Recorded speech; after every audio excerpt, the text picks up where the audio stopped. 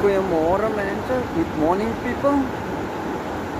The first, 21st, 21ste Juni 2026. 21st of June 2026. From Caraba Flat, number what? Number 20. Number 20. Video number 20. Video number 20.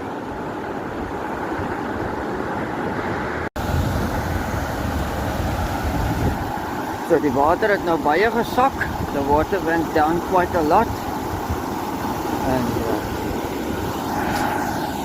that house there, the box that was standing there is now down there. Hy's nou daaronder. Daar so lê die box. Met ander woorde, hy daar afgekom en dan die wall, this wall here made a vacuum here, a low pressure here, and it sucked it down and left it there. So the flood didn't take it down the river. To put it, the idea that lae druk veroorsaak die wal. So die box het afgekom, onder getrek en daar vastgedruk, gesit, steek, en het nie in die rivier af nie. So, sonnepanele is nog daarop, the sun panels are still on there. I don't know what condition they might be now, but they're still there.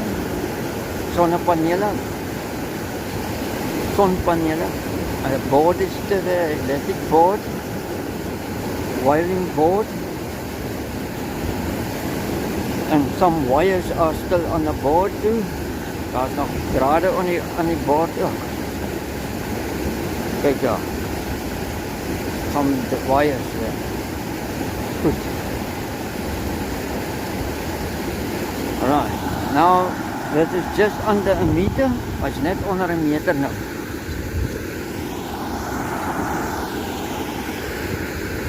And that is Sunday today, the 21st. Okay, let's go and see. I must dig a tap open there to get a spade in the graaf kry en het oop spit daar so, oop grawe. Spade it open, or what did it make it visible, the tap again. And then the pump must come back here so that we can pump. Okay, there is the 1 meter mark. Just have a look there. It's just sticking out the 1 meter.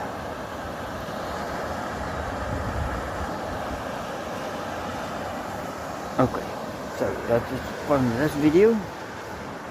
Dan tot volgende video, until the next video. Tot de volgende video, dankie.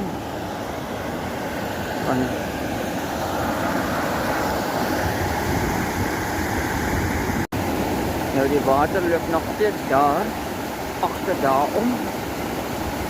Still flowing behind the tree, around the tree, down here. So that's upstream.